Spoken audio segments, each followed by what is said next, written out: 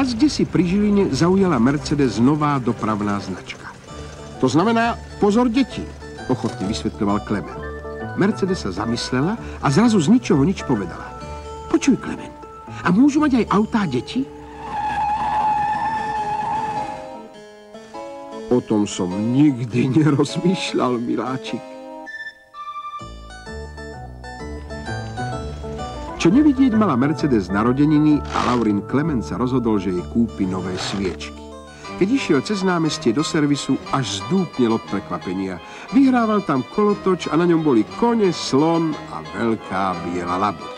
A hneď za labuťou bolo malé autíčko. To by bol fantastický darček pre Mercedes, pomyslel si Laurin Klement a keďže bol muž činu, zobral autíčko so sebou. Mercedes bola celá uveličená. Autíčko však rozpačito stálo na dvore a mlčalo. Najskôr bude hladné, usúdila Mercedes, nužo vzali k tete Šelinke na obed. Dá si benzín, olej a trochu vzduchu do pneumatík a hneď bude v poriadku, uisťoval Mercedes Laurin Klement. Mercedes hneď objednala 10 litrov špeciálu. Ty, Klement, veď ono snaď vôbec nemá nádrž, neverila vlastným očiam. A to nie je možné, čudoval sa Klement. Ale autíčko nemalo ani chladič, ba ešte čosi horšie, nemalo ani motor. Možno jazdí na baterky, aj to som už videla, ale autíčko nemalo ani baterky. Zrejme to bude len taká atrapá hračka pre deti, usúdila Šelinka. Ale čo teraz? No predsa ho nemôžeme celý život ťahať vo vleku, zosmutnela Mercedes. A tak autíčko odviezli na námestie a vrátili ho na kolotoč. Tej noci sa Mercedes nedarilo zaspať.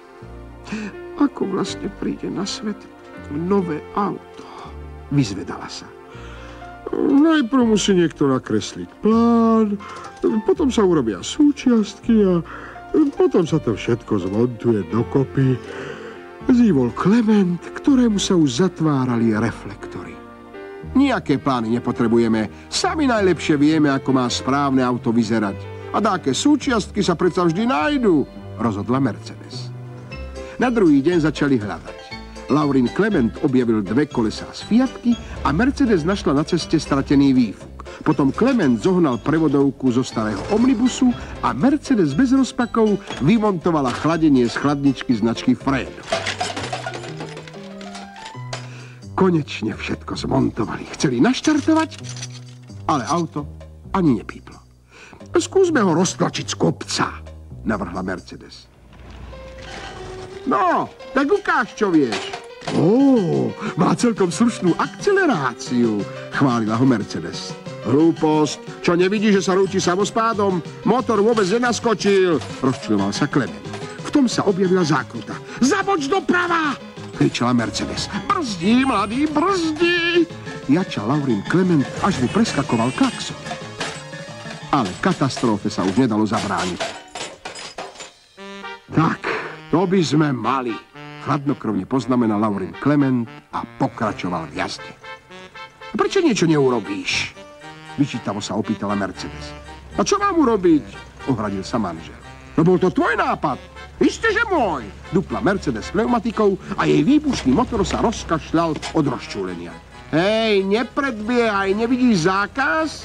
Napomínal Klement manželku. O to si celý ty, len pravidlá a predpisy, niet v tebe ani kúska rozletu, prskala Mercedes. Ľutujem, ale v tom prípade si sa mala vydať za aeroplán. Preladil Klement na vyššie obrátky. A v tom sa to stalo. Spoza zákruty sa zrazu nečakane objavil roztrasený nákladák. Pozor, drahá!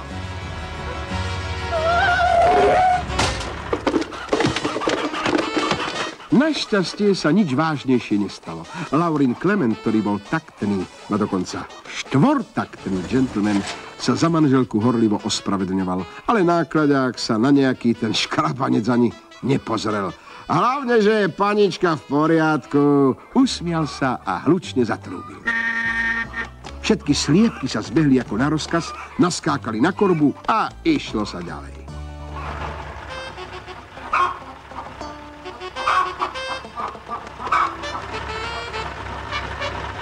Ako ináč, Mercedes bola trochu v šoku a Klementovi tiež nebolo dvakrát do reči. Tú noc zostal spať Laurin Klement pod holým nebom a Mercedes mala tiež nepokojný spánok. Myslou jej vírili divoké sny plné zákrut, obchádzok a nebezpečných dopravných situácií. Konečne všetko stíchlo a Mercedes uvidela roztomilé malé autíčko aerodynamických tvarov. Vôbec netušila, že po dnešnej nehode zostalo na jej sedadle biele vajíčko.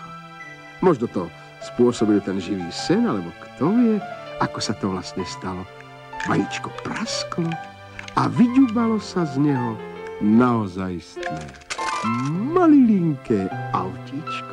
Bol to ten najkrajší sen, aký sa kedy nejakému autu vyplnil.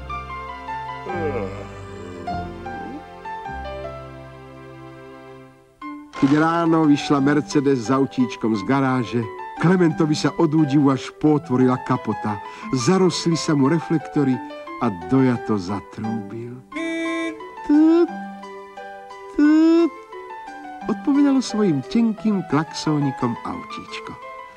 Myslím, že je to chlapec, prehlásil Klement. A budeme ho volať Tut, rozhodla mamička Mercedes. A tak aj bol.